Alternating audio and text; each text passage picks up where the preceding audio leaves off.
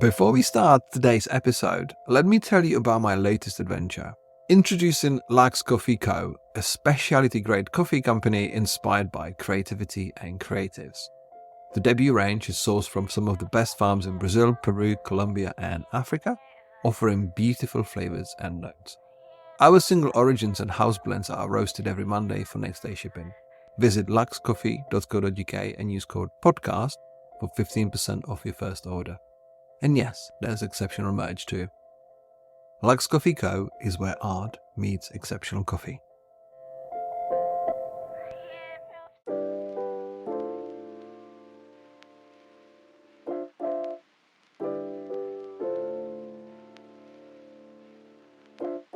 I think it's really unhealthy to talk a lot about how things used to be and how people don't understand this or that now. And it used to be, that's just to me like a low form of conversation, like talking about how things were and wishing they were that way again. We can sit around and like get nostalgic for a moment, but let's move on.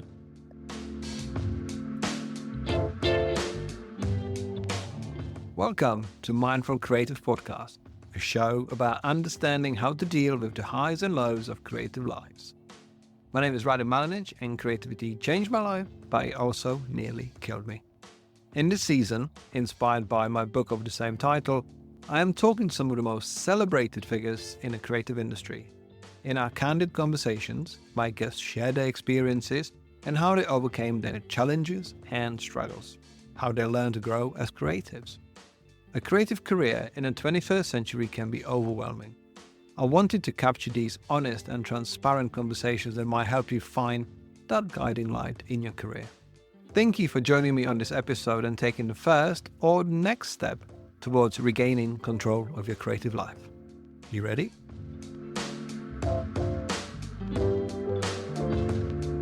My guest today is a multidisciplinary artist, designer, and creative director living and working in Chicago, Illinois. For the last 20 years, his work earned him a worldwide recognition for his use of surreal color and light, innovative juxtapositions of traditional and digital mediums, all whilst constantly experimenting within his both own practice as well as client collaborations. This episode shares insight on maintaining independence while adapting to technological shifts, how authentic artistic vision can thrive alongside commercial success, exploring themes of creative resilience, the impact of technological democratization on artistic output. It's my pleasure to introduce Chuck Anderson of No Pattern Studio.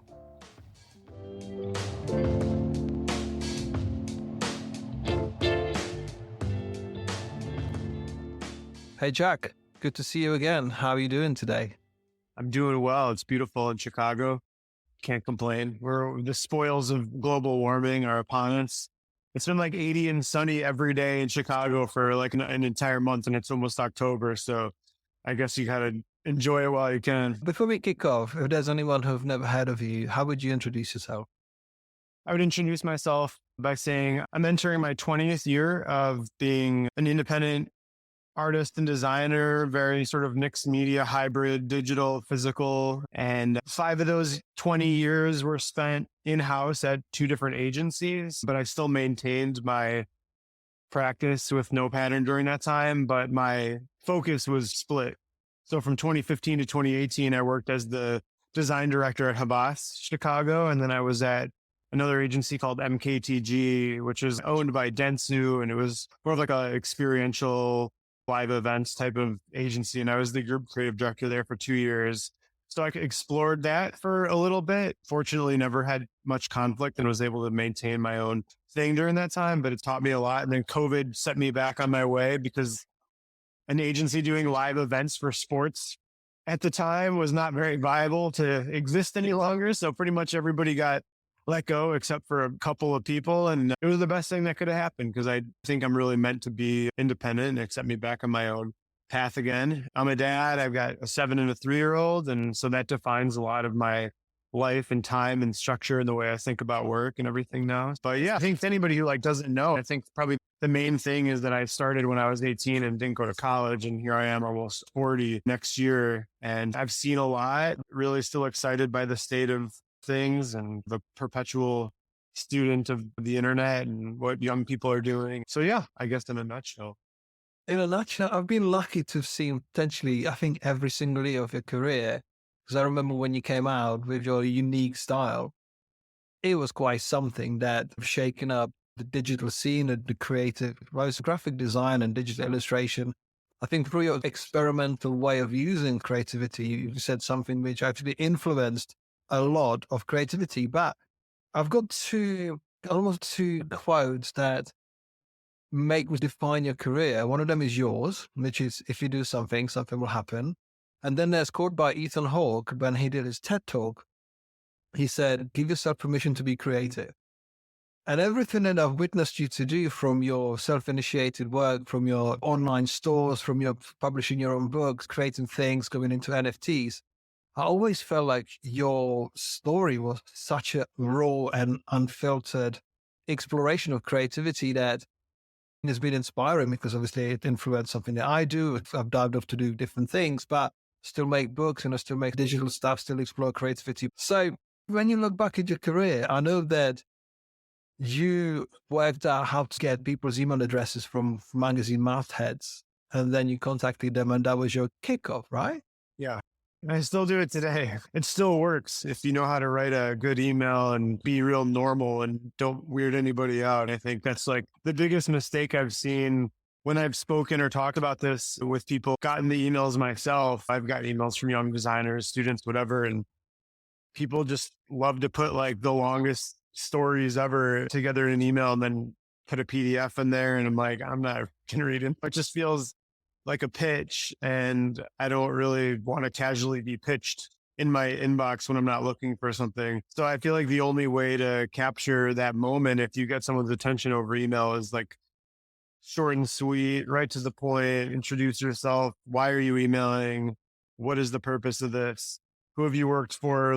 Give me the top line, and then cast those really wide nets, and then just go about your life and then wait. I feel like the kind of key to being independent is like, you just have to be planting seeds just constantly, and then you be patient. I've actually been doing a lot of it this week, just some outreach to some new people. And it's amazing how different it is in 2024 than it was in 2004, for example. So now it's quite easy to track down someone's email address. Like, everyone's on LinkedIn or on Instagram, whatever. You can find like a starting point. You can find where people work. You can find their title. And then you can quite quickly find their email address. I don't have to guess 20 things anymore and hope one of them hits. I can pretty much just track them down like right away. The difference now is so can everybody else. And so you're not really all that special. You're in a sea of concentrated access to everybody at all times. So I can email the chief creative officer, the design director, the art buyer at whatever agency, and that's great. But so can 100,000 other people just like me who are younger and cheaper and can work faster or have a better portfolio or whatever. Whereas in 2004, it was almost unusual to not get a response, because if I could figure out how to contact those people, I was the only one showing up. There was no social media. There was no DMs to compete with. So it was a lot easier then, because I was good at finding how to contact people, even though it was really hard. And then I stuck out because they weren't competing with all this other inbound if they were in a position to hire. So that's like the contrast. I still think that sort of approach can work. You have to be okay with sending 500 of these notes and getting 5 follow-ups, and then maybe one of those actually turns into anything. So yeah, the world has changed so much. You definitely have a point about things being different in 2004, around the sort of mid 2000s and early 2010s, because I remember sending an email, let's say, to magazines. Hey, I love what you do. This is my stuff. And they're like, we'll feature your work in the next magazine. It was like they had something for you right then and there. Yeah. It was like, oh, is that easy? Whereas you're right. These days, I sometimes use something called hunter.io for finding people's email addresses. It sometimes works, sometimes doesn't. But yeah, you're right. When it comes to outreach, it's a different game. But I spoke to Jessica Hische and I spoke to Stefan, and you feel like we've got this perception of people and their work from afar through social media, that through social media, you can look busy. You're Chuck Anderson, you post work or you create work thinking, Chuck Anderson doesn't need to do outreach. Obviously, it's Chuck Anderson, fuck's sake, like, why would we be doing outreach? But obviously, like, what I wanted to do with this podcast, and obviously opening up the doors to these people's studios and their lives, people like yourself, to actually show we are all equal. We are all running our own businesses. We go on our own horses in the same race. And we try to make sure that we vibe off each other, we inspire each other, like we share. So when it comes to obviously, like you running your independent shop for 20 years, but extra 5 years for agencies, obviously a lot has changed. But in terms of your drive, like how would you see now as a parent? And I think that's a kind of crucial part also of this podcast, because there's a lot of parents on the podcast and we can't be mucking about like we used to do some 20 years ago. So when it comes to observing different trends and different work, is your drive similar? What makes you excited about the current design scene and possibilities? We'll be back after a quick break. If you're enjoying this podcast and would like more support and information on your creative journey, you can pick up one of my books to help you do just that. My titles cover branding, graphic design, illustration, all the way to career business advice with ideas how to navigate the highs and lows of the creative process. You can pick up signed paperbacks at no extra cost from my store at novemberuniverse.co.uk, and we are shipping worldwide. Use code PODCAST for extra 10% off your order, and you can find the links in the show notes. Any day should be a new book day.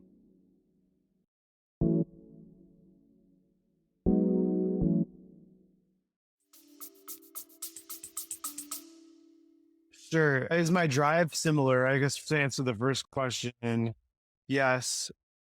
When I was starting out and I was like 18, 19, and it was just such a different time, the network of people like in our world was quite small. It was pretty niche. There was no Instagram to quickly find everybody else or easy ways to learn the tools that we all use. You had to dig and really work at that stuff. So I think when I started out, it felt a little bit Wild West. I could spend a lot of time doing, you just felt like you were one of the only ones. And it doesn't feel that way anymore, which is good and bad, right? It's good because I'm excited at the idea that tools are more accessible than ever before to more people. I think that's a net positive for the world and people to be able to have access to tools and to be able to teach themselves things and all that, and find resources. I would have killed to have the types of resources we have now when I was 18, 16, 17, 18 years old. But the drive when I started, I think was a lot more, I didn't go to college, there's no degree. And it was like, well, if I don't do this, what am I going to do? I don't want to work in a restaurant forever. And it was like a little bit more of a do or die moment for me at that age. I moved in with a friend. I got rent to pay now. I better figure this out. And ideally, I'm figuring out doing stuff that I love. So there's that. Now it's twofold. It's not quite that desperation feeling now. Now it's more of a sustaining. I've been doing this for 20 years, but when I say this, it's like all over the place. It's different. And every year is different. Two of my best years ever out of the last 20 years. One was 2008 during the recession when things were quite bad. And I don't know, I got really lucky that year. I had an enormous Microsoft project. I had a huge Under Armour project that year. It felt like it was just an avalanche of big budget, big company, great projects that were a perfect fit. And then the second half of 2020 and then like 2021 during COVID, I was back on my own again. And I felt like I was just riding a wave and just getting really good projects and stuff. And I don't know why. And then I've had really down years where I'm like looking around, feeling like a lot of my peers are getting all these great projects and I'm happy enough to be doing some cool work, but you feel a little bit, why am I not getting this or that? And you get imposter syndrome. Maybe you think you're fighting irrelevance or fighting age or keeping up with what other people are doing. That's all very real stuff.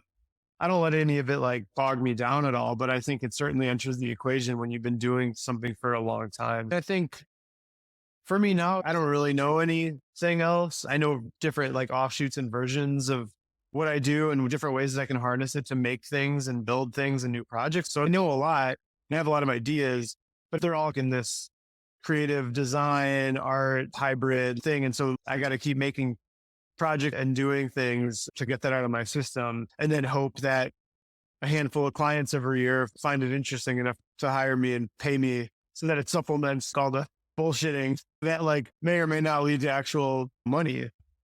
I appreciate your transparency and your honesty, saying that if things are not working out or things are not working, you're not busy, the imposter syndrome can kick in and go, we're not busy. Because I think as creators, especially when you think of some of the runways that you had, like when things were not as populated, not as busy, and you can almost stumble over a client on just you can make your own happen in a way. And you did that really well.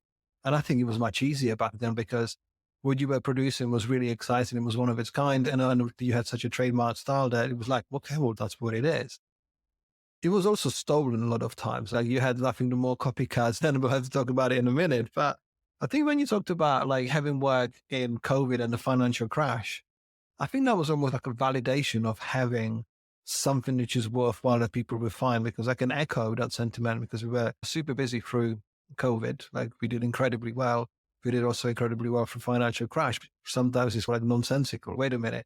There's no money, yet you're working. And I think there was always that strive for people to actually do a little bit more, because when you think about it, if we just carry on as normal, as an industry, as a sort of society or whatever, we are just plodding and bopping somewhere to nowhere. Whereas when we had these sort of big tremors and turmoils, oh shit, we need to actually rethink what we're doing. I think COVID was actually a good resetter for some people to realize what to do and how to do it. You talk about down years and you would talk about like some doesn't haven't worked. But when you feel like that, how do you get unstuck? How do you tell yourself, do you do audit of your work? Do you like look back and say, you know what, actually, I'm worth it. I'm okay. I'm enough, because you got such a portfolio of work that a lot of people would kill for and also steal it.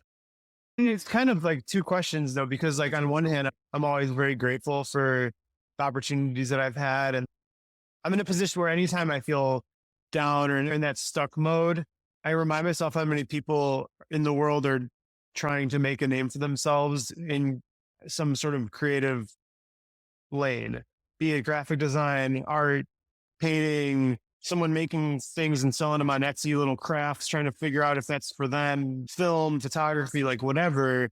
We've never had more people, back to my point earlier about the amount of resources and tools that are out there. And also the way to put your work out there. We used to all have just our own websites until Behance came along or Twitter came along, and even early Instagram days wasn't like a place to. So there's just so many places to put your work. And I think everyone's vying for attention all the time.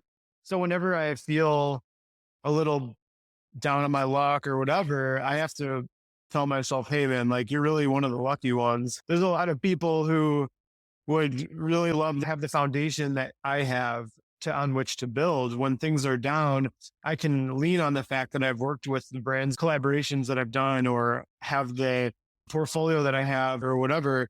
And I think a lot of people out there have really great work or are super talented, but have never really landed great clients or built it into a business or whatever. And I tell myself at the end of the day, it's a pretty small fraction of a percent of people who, if you ask just your average designer if they know who I am, there's a good chance people might. And there's a lot of people that's just not true for. And so I feel very lucky to be able to say that at all, whatever scale that may be.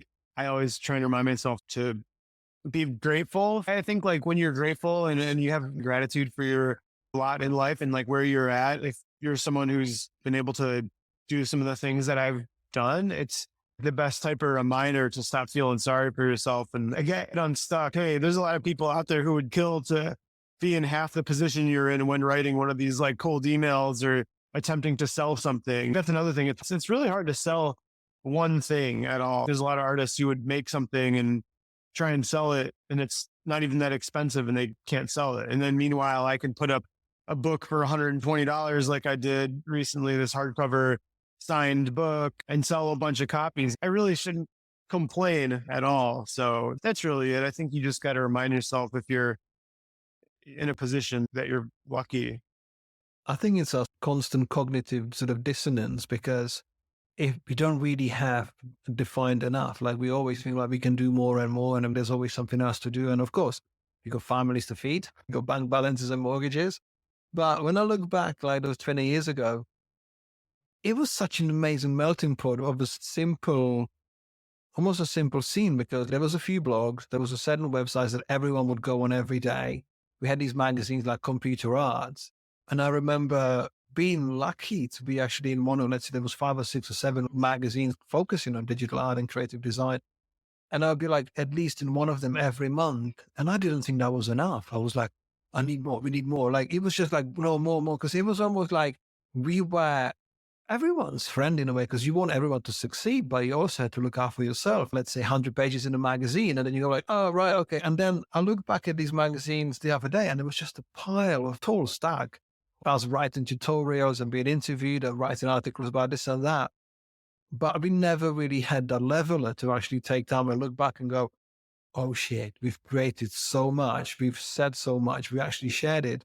But now we speak to someone who's like, so what have you done? And start telling them about your career retrospective. They're like, what's computer arts? That thing has moved on. Gen Zers and have taken over the world. They're like doing reels and talking about going to events and having canapes. And it's just like, okay, I cherish that time that we had because it was all about the craft. It was like, why is he pressed? What's the button? What's the glow thing? What's this like? We were actually like really square eyes in our monitors going, I want to know everything about Photoshop. I want to know everything about the thing. Like, how can we actually evolve creatively at that time?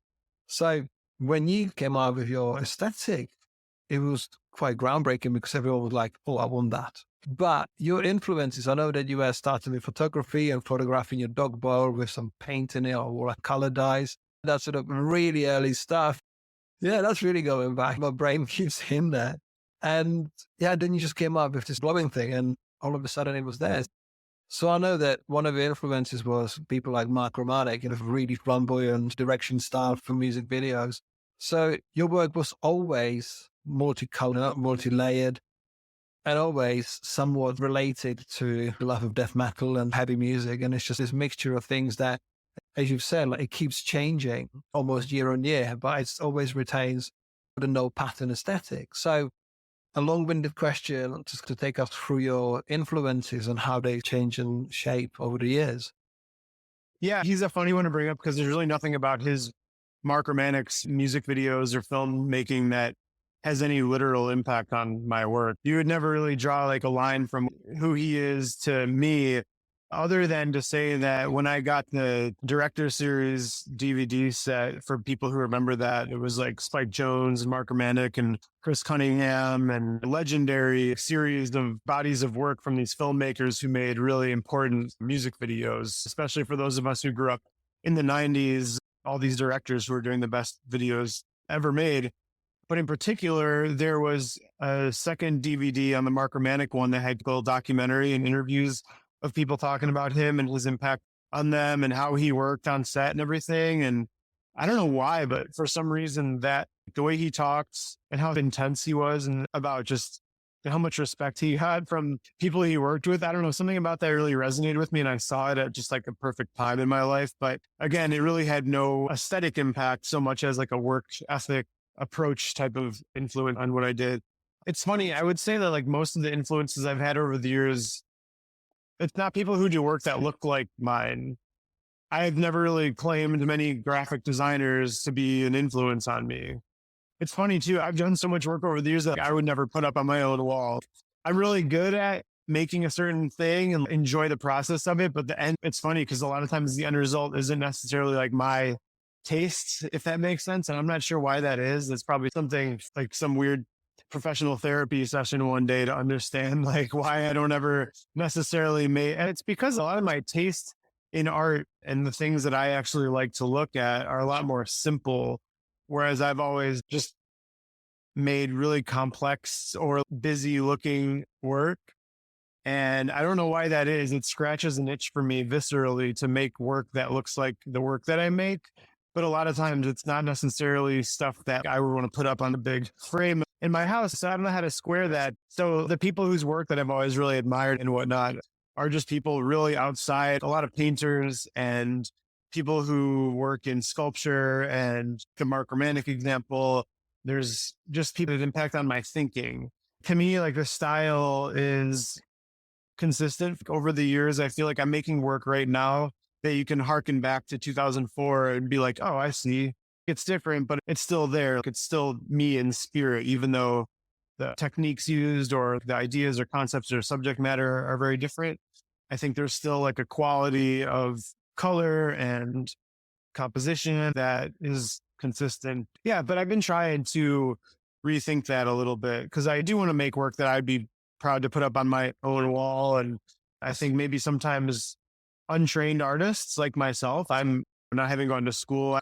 I think I have a tendency sometimes to try and do too much or prove some sort of level of technical prowess or level of detail in the work to make up for a lack of conceptual thinking or a lack of a real foundational understanding of something. And I don't know if that's a wild thing to say out loud or admit, but I think it's true. But as I've gotten older and more of my recent work in the last year, especially, I've been really trying to hone that more. And yeah, I know this is very long winded, but I think a lot about how to reel in what I do and say it in fewer words, so to speak, visually. Well, it's really interesting. You said you like simple influences and your work is complex. And I can totally understand and relate to it because once upon a time, my work was very late. And I think there's almost a little bit more and a little bit more. You just try to push your style.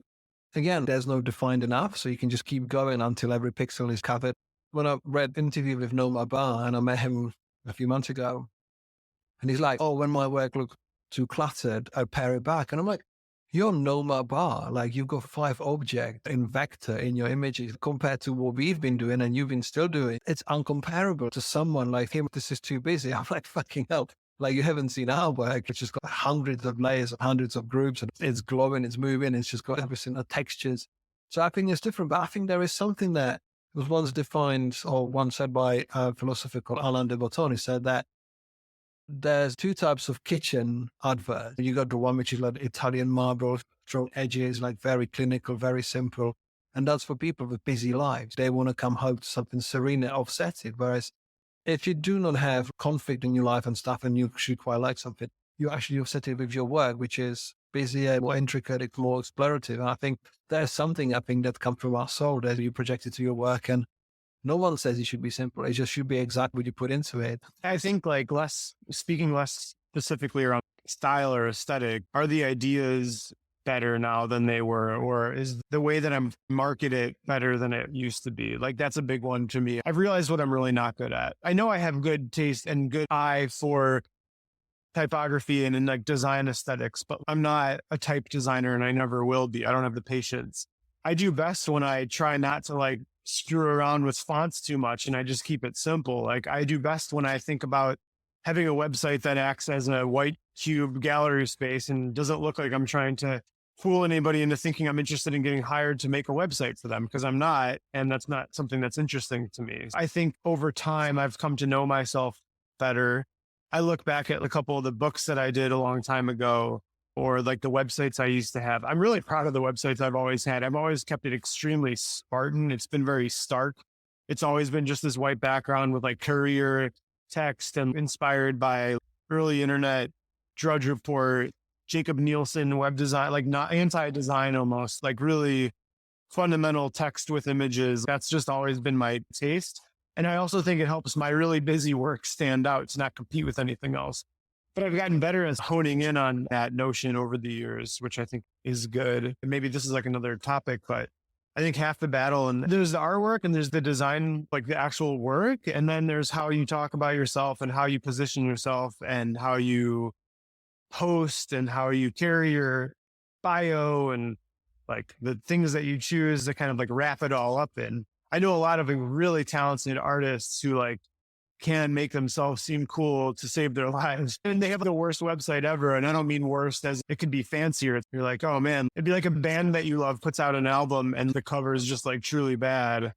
I'm I've already lost half my interest in listening to this because I'm questioning your taste all of a sudden that you would put this bullshit on. I'm always really impressed by an artist who also knows how to wrap up everything they do in a really tasteful package. I think that's maybe more than half the battle in 2024. And you can hate that all you want, but I think it's the truth. Since you touched on album covers, I just saw your post the other day that Lube Fiasco, it's been 19 years when you did the other album cover. When it came up to us, obviously in the digital scene, it made perfect sense. But I remember such a hoo-ha because people loved it. And there were people going, what the fuck is that? That's not hip hop. Obviously, as you said, that's changed the way you work since. Obviously, they've established you as an artist. Let's talk about it for a few minutes because it was such a pivotal collaboration in your life. Yeah. It was funny because I met Lupe originally. This is before he had put out his album, but I knew he had a song that was going to be on Kanye's album. And so I knew that I was working with someone who was about to take their career quite seriously. He was in the Chicago suburbs at the time, where not far from my house. So it was just real easy to like pop over there and meet him. And yeah, like his approach and like the aesthetic of hip hop at the time in the early to mid 2000s, it was like really coming off a very ostentatious aesthetic and like Cash Money and like very gold. It had a certain quality to it, which was sick. And I always thought was like great, honestly. But he had no interest in posturing as anything other than the nerdy anime fan he was, which is pretty common now in hip hop, because I think a lot of these kids grew up on Lupe and then he himself became an influence on them, or liking anime or liking the Japanese sort of aesthetic that he was really obsessed with is a lot more sort of normal and understood now, as is fashion in hip hop in a way that used to be like you would have never seen the way that some of these guys dress now in like 2004. And Lupe was really ahead of his time because he just knew what he wanted and he knew how he wanted to present his album and work, and he had no shame about it. And I don't know, that really resonated with me. There was something accidentally like punk rock to me about his desire to do an album cover that had colors on it or had a look and feel about it that was just so different than what his peers were doing. And I just really respected that. So yeah, that album cover really defined like the first half of my career for sure. And now I would still do work that looked like that for sure. I just don't really anymore because that kind of particular aesthetic almost just, I don't know, made its way into the diagonal sort of 45-degree lines of like light streaks and stuff that I really did a lot of and helped kick off at that time has just become a common motif now, which I think is awesome. Anytime if I see work now, I can trace it back. Oh, I probably had some small hand in like influencing. That's cool. I don't feel any type of weird way about that. I think it's great. But yeah, it's a fun one to talk about. And I think it's aged really well. I think there's a lot of albums that came out at that time and a lot of hip hop from that time that like no one talks about anymore. But I feel like Lupe has gained a lot of respect as an artist as time has gone on. And I think that's really interesting. So when we count the years, so you said you come into your 20th year of your career, and this was 19 years ago. So we were quite new. Like you didn't have that creative experience and that resilience to actually, we've got that young sort of youthful fuel, can't say youthful, but the late teens, early 20s, and you feel like invincible and bulletproof because you've got your vision and you blink into the reality. So you're like, you know what? I care about what we can do here. Like we block out the external stuff only to be faced with the external when it actually comes to us, when the work gets released. So obviously it was quite controversial in a way. Did you feel like it was a baptism of fire that you realize, oh shit, this is going to be my career? Because to put something really earth shaking out there, groundbreaking, takes the balls to do it. But that's the part and parcel. Like you want to create things that matter. It was funny because that album, I'll never forget, he performed on David Letterman here in the States. He performed on the late night show and he held the CD up. It was amazing. It was on TV, like on a late night show that my parents would watch. And then that same year, Pitchfork named it one of their worst album covers of the year. And I remember seeing that and I just had to laugh. Honestly, I feel like I've got pretty good sense of humor. I've never been particularly defensive of my work. There's like real early days on message boards like News Today, like early design, like message board stuff where I would have gotten into it with people, but that was probably beneficial to my career because I feel like I played that game really well. And if people had shit to say, I'd be ready to fight back, but not in a defensive way. That was just like learning how to troll like from a really early age. But now it's if something I do were to land on a year-end list, even if it's bad, like cool, people talking about it's better than no one talking about it. And it's funny because I think that album cover is actually really great. It really defined like a moment and it really defined aesthetically, like it feels very 2005, 6. It just does. It was like the quintessential look and feel of Photoshop experimenters. And I think there's something like remarkable about that, even if it's not technically like the most refined, like looking thing. I think it's fun to talk about the story too. Well, it's interesting because I come from originally from death metal scene and I've got a similar background. And obviously we moved on, we do things with like creating an album, not creating a hip hop album cover like that. And the style that you did, obviously that's just a career progression. I remember being in a conversation with some of my old bandmates and they're like, are you on cocaine? What are you doing? Because obviously there's some of those people who listen to Brutal Truth and Napalm Death, right? They still listen to Brutal Truth and Napalm Death. You know what? There's a lot of other things in life. But how did your love for heavy music and grindcore, and how did that influence some of your work? Yeah, the work I was doing early on attracted clients that were like musically, especially. I listened to hip hop. I appreciated Lupe's album, and I have had my moments with hip hop or certain albums over the years. But like in my day to day life now, I don't listen to electronic music really almost ever. I don't really listen to too much hip hop. I do occasionally, but I still listen to mostly hardcore now, even at 40. In fact, I probably go to more shows than I've ever gone to at my age now than I ever did before. Honestly, it'll be like, all right, my wife and kids are in bed and there's this show happening at like a venue a mile away. Like I'm going out now and going to watch these bands. And then through that, I've started doing work with bands. They're obviously like the worst budgets ever, but that's not why I do it. But yeah, a lot of the work I was doing at the time would really attract a certain aesthetic that was more in like the EDM side of things, very colorful. And that kind of goes back to the thing I was saying before about making work that you may or may not want to put up on your own wall versus, again, being at odds with what you're actually good at versus what you like to look at. And I've tried to marry those things more and more as time has gone on. The truth is, I'm very drawn to a particular type of hardcore music and a certain type of metal. I'm wearing a hat right now for a band called Knoll, Knoll. They're very aggressive.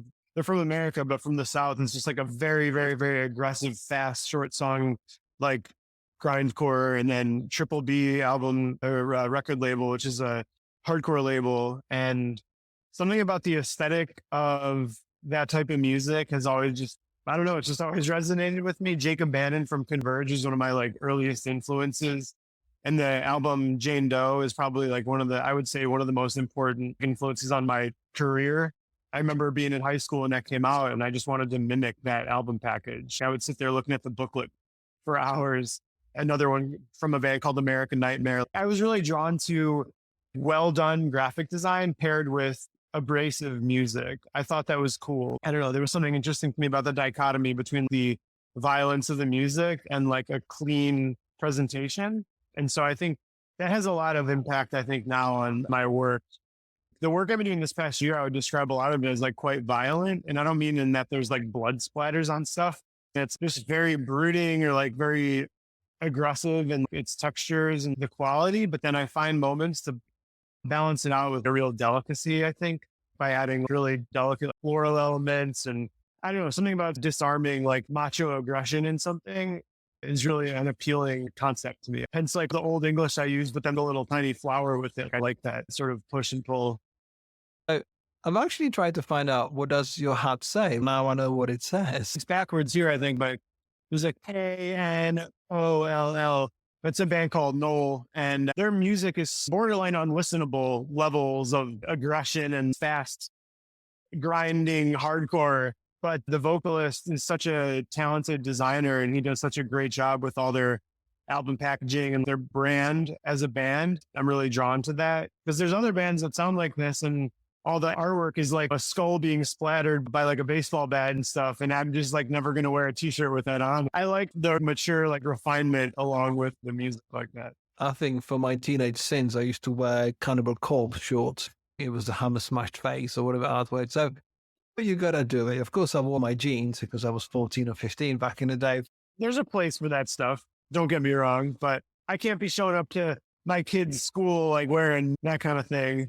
Actually, speaking of that, I had my Carcass t-shirt. I was like, should I go and pick up my kids and Carcass t-shirt? No, I don't think that's going to wash. The other day, there's a band from Chicago called Harm's Way, and I'm actually friends with the guys in the band. I'm doing some work for them right now, but they're a cool band, but the name is intense. And I have a shirt, and on the back, I've got a shirt of theirs. It's a black shirt. And on the back, it says Harm's Way and white letters in a big stack 8 times, really big. And there's almost looks like a mummy or like a Grim Reaper like face. And it's got hands coming out of this cave. And it's just a creepy shirt. And I was wearing it and then dropped my daughter off at school the other day. I was thinking maybe I shouldn't be standing here with all these parents standing behind me and I have a shirt on that says something maybe a little bit aggressive. But I don't know, whatever. I'm a pretty nice guy. I think everybody knows it's just like some band. I probably wouldn't send my kid to school. When my daughter was born, I remember buying her Napalm Death little zip-up hoodie. I felt so proud, and I had a Motorhead hoodie and I was like posting it. And then I tried to use it in my talk of like, hey, look, this is the sort of parent I am, thinking everyone's going to be like going, oh yeah, you're doing really well. And people are like, what's Napalm Death? What's Motorhead? I'm like, okay, I think I'll retire this joke. But Chuck, I think what we need to do before we wrap up, we need to talk about AI, because what you've done through the years, obviously, I think you found the back of Photoshop many, many times. You always find another way of using it. So when you did your crash report, it was to use the 3D functionality pretty much to the limit. And I couldn't actually believe how you could manage to push it this far, what you could do with it. But it felt like you and Photoshop got divorced because the 3D got retired. But then you came up with this sort of generative AI, which obviously I need to ask you how you felt about the arrival of generative AI, but then you embraced it like nobody else to create another, not a lifeline, but just another chapter of your career. So let's talk about sort of the recent years and actually generative AI, because I think what you created is remarkable. So how did it come about? Yeah, I'm at the point with Photoshop where I'm just like, I never think that I know everything in Photoshop. There's always some new technique. That's the thing. There's so many tools. I feel like I know pretty much what every button and option in Photoshop is capable of. I feel pretty confident that I can tell you what this will do if you click it.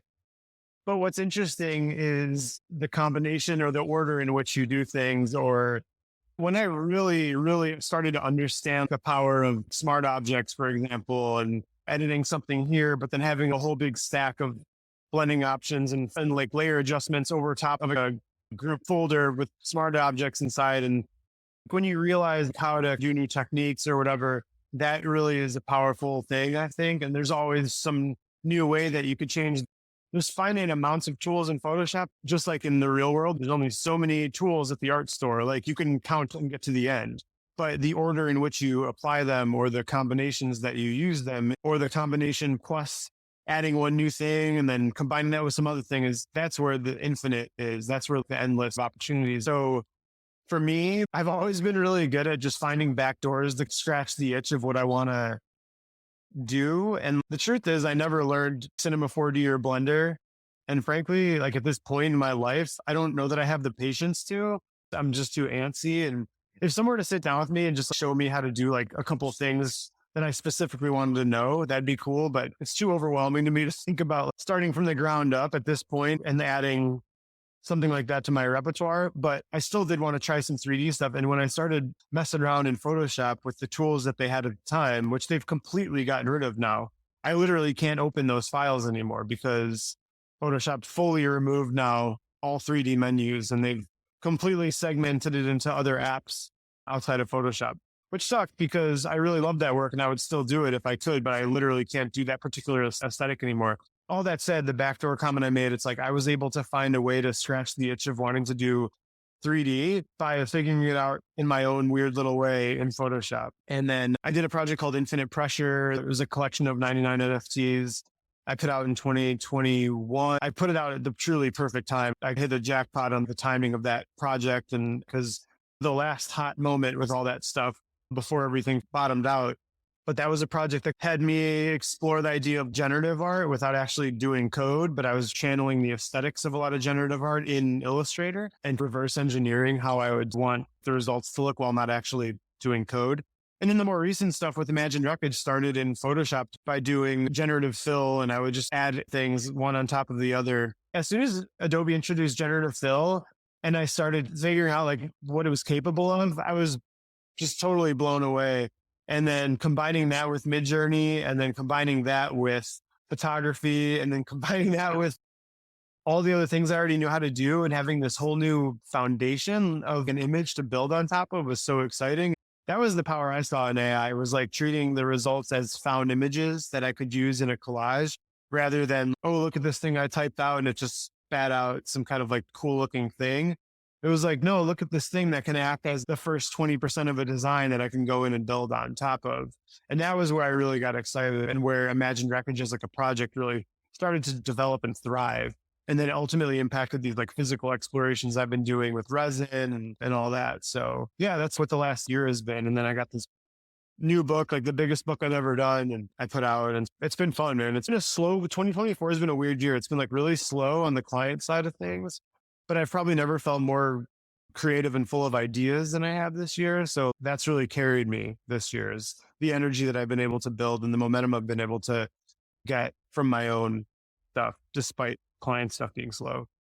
When I look back at your Chuck Anderson from 20 years ago and Chuck Anderson in 2024 with Imagine Wreckage, it feels cohesive. You can see the elements from back and forth. And I think it was our mutual friend, James White, who once upon a time said, Chuck Anderson is always Chuck Anderson, which you always retain, like, even though when you were playing with Illustrator and doing all sorts of weird things, it always had your signature. And I think that's something that is sometimes quite hard to find because, like, as you said, we're talking about like emulating record covers and trying to create things like learning. What can I do? How can I learn this? And I think the work, I think it's spectacular. And I can see there's 160 pages. Some people can be defeated by change. They're like, oh shit, there's a generative AI is going to get me out of my work. And I would like to believe we are some of them that, okay, what's the opportunity? You've got tools to your disposal. They're like, I can work with, as you said, 20% as a starting point and then build something on top of it, because I would never imagine that sort of motorcycle bike parts wrapped in foil could make sense. But, when you think like how generative AI is being used,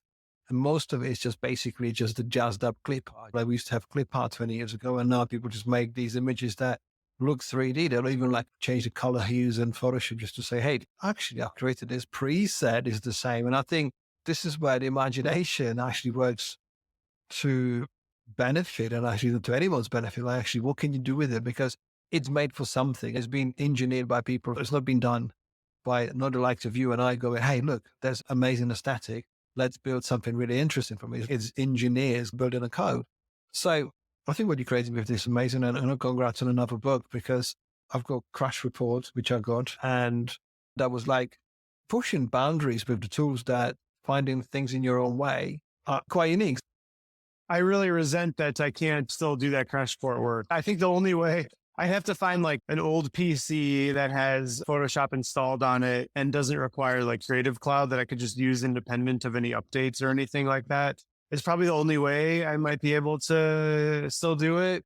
And I will say that's one of the scary parts about embracing AI tools as much as I have, is that it's a fast moving train. And if you develop a particular technique, like you don't own that tool at all. There's no way that I can control OpenAI or Midjourney or any of these companies from changing the fundamental way that their tool functions. And suddenly I could find some rhythm with artwork that I love and I rely on their tool. And if they banish me from being able to do some particular version of it, then I'm forced to evolve. My thing with that is, what am I going to do? What are you going to do? What am I going to fight against that or bitch about it and go post on threads about how things aren't fair? No, I'm going to have to figure it out. Or I know a lot of people have developed and trained models on their own work and own their own. There's other ways of doing it for sure without being so reliant on and having it be more like local on your own machine and everything. I do know there's kind of ways around that, but yeah, it's crazy. It's a new Wild West, weird, crazy, interesting time. And I think it's really hard to stand out with AI work right now, which again is why I worked really hard. I mean, I spent like a year developing the aesthetic and the look and the quality and the feel of this work without selling anything or like really doing anything with it other than like sharing the sketches and the progress before I finally paired up with Verse and put out the NFC collection. And then I published this book, getting it out of my system, but it's still like the beginning of what feels like it's going to be like a years long exploration and study and kind of evolution along with the tools as they get more refined and better. But yeah, AI is such a big, interesting topic. And yeah, I try and just like with everything, I just open up the tool and start putzing around until I feel like I've got something worth following and drown out any noise or comments or whatever and just do my thing. I think what I can always see the link between sort of death metal aesthetic or like a hardcore aesthetic is what you created. It's still got homage to these things because you can see where your roots are as to how you progress in your career is remarkable. And I think what you describe takes us back to the beginning of the conversation when I say give yourself permission to be creative, because you never waited on publishing deal to be making your own books. You never waited on gallery to approach you to make prints or whatever. You started your own shop, you printed your own first few books, and actually, in fact, every single book. And I think that makes those creative battles and creative conflict worthwhile, because actually you can see, as you said at the beginning, like you're planting your seeds and see what grows and where it takes you. Because yeah, it might be harder to book, at work, or whatever. But I think we're lucky that we've got our own legacy and heritage of our work that actually we can go and we can lean against something. I would feel very scared to be starting a creative career now. It's interesting because I actually started last week a 10-week mentorship program with a 19-year-old student who goes to Art Center in California. The faculty at the school emailed and asked if I was interested in being part of their mentor program. I've never done something like that before. I've answered students' questions, answered emails, but this is once a week for 2.5 months. I meet with this kid. Actually, I'm talking to him in 20 minutes after we're done here. And I'm just meant to be an open book and help him what I've done and see how I can help and answer questions. And part of the intrigue for me is understanding what it would be like. I'm talking to someone who's the age I was when I started, and I'm 39, he's 19. And, I was pretty much, that's how old I was when things got going. And so I think it's like a healthy thing to be really attuned to what young people are doing. I think it's really unhealthy to talk a lot about how things used to be and how people don't understand this or that now. And it used to be, that's just to me like a low form of conversation, like talking about how things were and wishing they were that way again. We can sit around and like get nostalgic for a moment, but let's move on.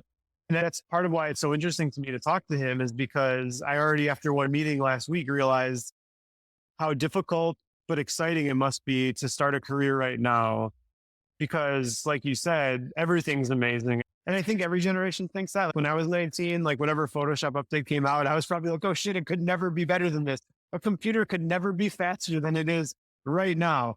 And that is always going to be true. But we have hit a bit of like a point where how much better can the human eye experience a photograph? Yeah, we'll start to get so granular about it. Yes. But for the most part, we really have hit a point where things are just happening so quickly and getting so good at such a rate of speed that every month there's some new, just unbelievable AI tool or some new like crazy feature that's just baked into iPhones. Wow, I can't believe this is just part of everyday life now. And yeah, so I think it's probably difficult because paralyzation of choice and just having so many options at your disposal right now. But at the same time, my biggest piece of advice to someone like him or like a young person or anybody just getting started with the wealth of information and tools we have is to try a bunch of them, but find the one that feels good and try and go deep with something that you feel like you can dig a bit of a tunnel with and take that farther than the other ones while you still keep a tertiary interest in a bunch of them, but pick one or two lanes that you can go a little bit deeper with and become eventually somewhat of an expert on. Yeah. I think it's a fantastic piece of advice because it's like, how do you become you? Like, how do you embrace who you are at that early age right now? Because you can be almost anyone. You've got especially like the last 20 years of everyone's careers and with the history before, you can be anyone. How do you actually say, you know what, I want to be me and do what I do and what I believe in? Because it's so easy to hang on to a style or just jump on a bandwagon and go, I'm going to do this and I'm going to do that. And you can have any tool. We used to be like, no, cycling across the town to borrow someone else's stolen Photoshop on a CD-ROM. On a CD, like just put it. Whereas now, like you can have every tool, you can have a multimedia studio, you can do everything. But I like your advice, and it's always nice to see how you progress in your career, what you're doing, how you give back. And yeah, I'm thankful for this conversation. Like it's nice to catch up, and there's many other things that we haven't mentioned, but yeah, it's been great. I realized a lot of the AI stuff in the work I've done this past year, I've not spoken about it like out loud. So anytime I have a chance to talk about it, I feel like I have a lot to say in a new kind of way, mainly because previously the stuff I would talk about or you would talk about or you go to a conference or whatever would have no bearing on somebody who's not in our industry. What does my dad care about like Photoshop stuff 10 years ago? It has nothing to do with him. And he's interested in my work. The difference now is that the idea of AI or the idea of some of these tools becoming more pervasive in our lives and a part of the zeitgeist is that they affect everybody. They go beyond our industry. They go beyond peers that we have and the designers that we know, and they impact our kids' lives and the way they interact with their iPads or TV or whatever. And everyone's starting to have these interactions with their computers and their screens in a way that is homogenized. And I'm just using it creatively to make an image, but the conversation can overlap with the same type of thinking that my grandparent might use when they're on their phone and something's predictive or whatever. So it's starting to flatten a little bit and become a more universal conversation, which I think that we're at the very cusp of, but I find to be really interesting, and it makes for a more compelling conversation with a broader amount of people than just a sort of echo chamber of other designers and whatnot. Thanks for being honest, transparent, and very, very insightful about how you do your stuff. And hopefully one day we need to repeat this conversation and zoom in on other areas of your work in the past. But Jack, it was really good to see you again. Yeah, absolutely. Thanks for inviting me. I appreciate it. And yeah, great to catch up and good to see you doing interviews. I know the feeling. Like I said, I was doing one a lot last year. It just became a lot of work. It was my second rodeo doing a podcast, but when you get into it and you're having fun and you hit a rhythm, it's really great to spend a little time every week or however often you do it, just having these conversations that basically feel like a nice catch up with someone. And then you're going to put it out there for people to hear. I'm glad you're doing it and wish you luck. Thank you so much. Thank you.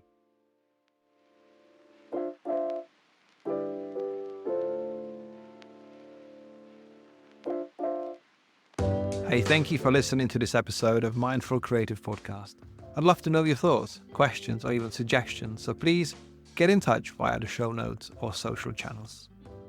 This episode was produced and presented by me, Radim Malinic. Editing and audio production was masterfully done by Neil McKay from 7 Million Bytes Podcast, and the theme music was written and produced by Jack James. Thank you, and I hope to see you on the next episode.